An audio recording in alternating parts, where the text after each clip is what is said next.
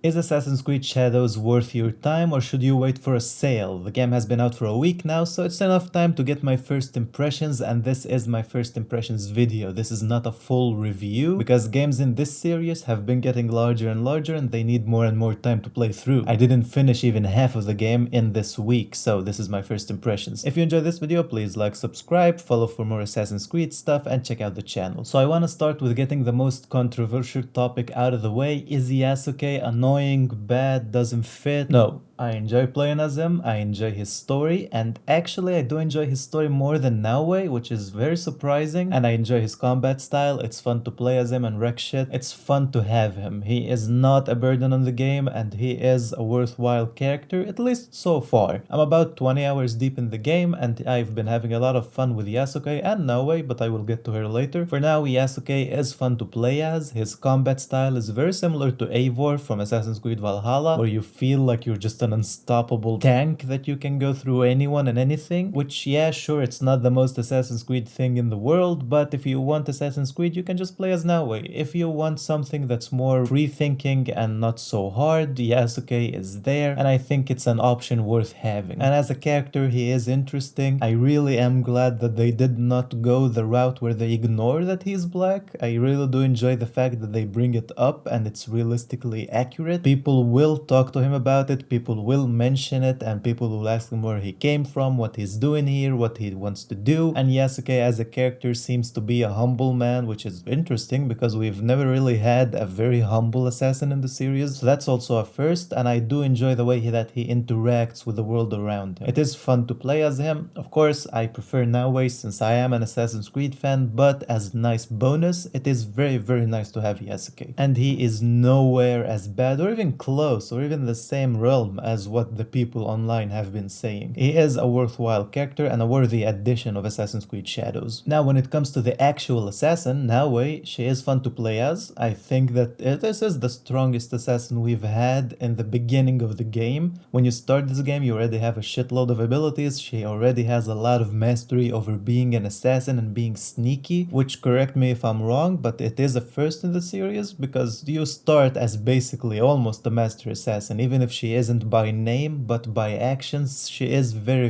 sneaky and very good about it. So that's a positive in my eyes, that I don't have to play through 20-30 hours of the game until she builds up her assassin skills. I am glad that we have it from the start. And playing as her is interesting and fun, and the assassin stuff that they added is very in-depth, and I do enjoy it. She has a lot of new abilities, like going prone, like using the lights to sneak, a lot of things that we haven't seen before, and things that we haven't seen in a while, like the double assassination. And it does feel like a breath of fresh air to play as Naoe after playing as Eivor or Cassandra or even Baye. For now, like I said, I'm only 20 hours in, so I don't know how she will end the story, but I am hoping that she will get more abilities and be more connected to the assassins, because so far we haven't seen too much of the assassins in the game. Which brings me into the story part of the game. So far it's been really fun. I do think that they actually nailed the emotional side of it more than previous games. I did get emotional in like 1 or 2 scenes, and only 20 hours in, that's quite an achievement for an Assassin's Creed game, for any game for that matter. I do enjoy the story that they are trying to tell, and I hope that it ends well, but like I said, these RPG games are really large, so I'm pretty sure it's gonna take me 20 or 40 more hours to figure that out. My one and only disappointment so far with the story is that there are no mention of the assassins. It's kind of shrouded in mystery how you get your hidden blade, and nothing is explained about it, but I do hope that they explain it more further on. So that's story-wise and character-wise. When it comes to the gameplay, I do enjoy it a lot. I think that the world of Japan is very well designed, and I do enjoy the progression of exploring it, although in my honest opinion so far it's not as good as Odyssey and Greece.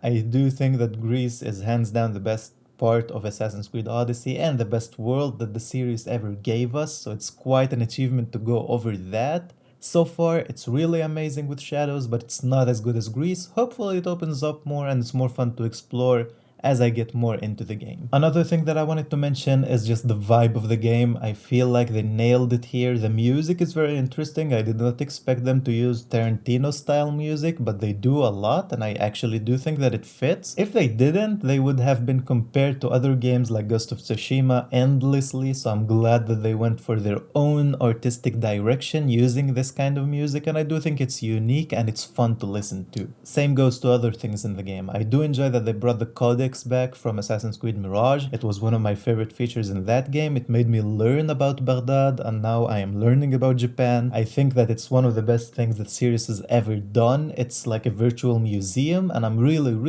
happy that they did not forget about it in Shadows, and they did bring it back and invested in it. And also another thing that they brought from Mirage is the objectives menu. In Mirage, if you played that game, you didn't have a list of main missions and story missions and side missions that you have to play through. It was a board where you had targets and like research that you're doing, and the missions were laid out there in an interesting way. And they did bring that back in Shadows, and I do think that's a great addition because it makes the game feel more organic and not as checklisty as people like to complain about Ubisoft games. There is a little weakness about it that you don't really know what's the main story that you're supposed to be doing right now, but I think that it is worth giving up on that because it leaves you open to doing whatever you wanna do. And I do think that's a great idea, and it makes replays more fun.